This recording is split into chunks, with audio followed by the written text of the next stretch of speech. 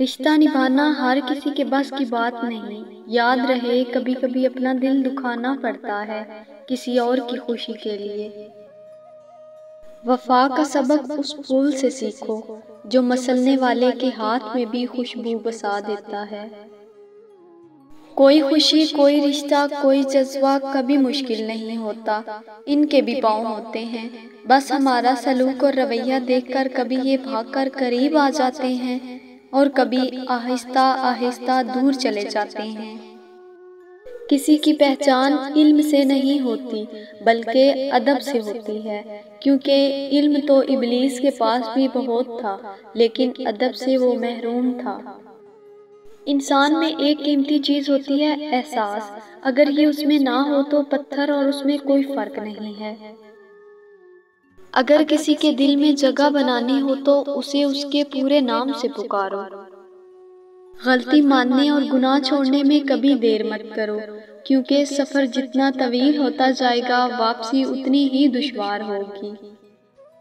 کسی سے نیکی کرتے وقت بدلے کی امید نہ رکھو، کیونکہ اچھائی کا بدلہ انسان نہیں اللہ دیتا ہے۔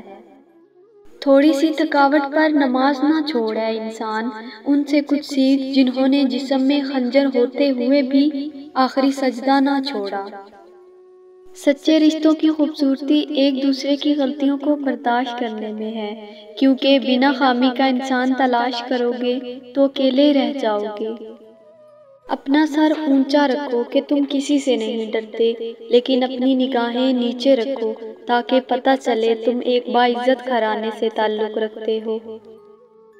جو ذات رات کو درختوں پر بیٹھے پرندوں کو نیند میں کبھی گرنے نہیں دیتی، وہ ذات انسان کو کیسے بے یار و مددگار چھوڑ سکتی ہے۔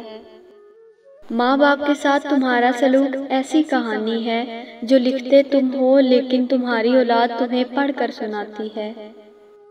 جس چیز میں بھی بے حیائی ہوتی ہے اسے عیب دار بنا دیتی ہے، اور حیات جس چیز میں بھی ہو اسے زینت عطا کرتی ہے۔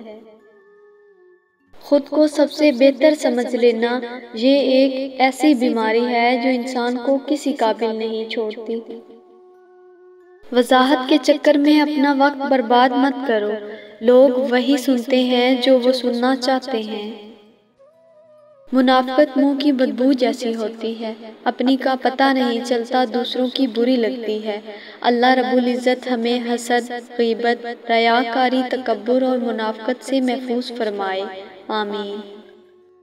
خواہشوں کو بے لگام مت چھوڑو، یہ باغی ہو جائیں تو حلال، حرام، جائز، ناجائز کچھ بھی نہیں دیکھتی۔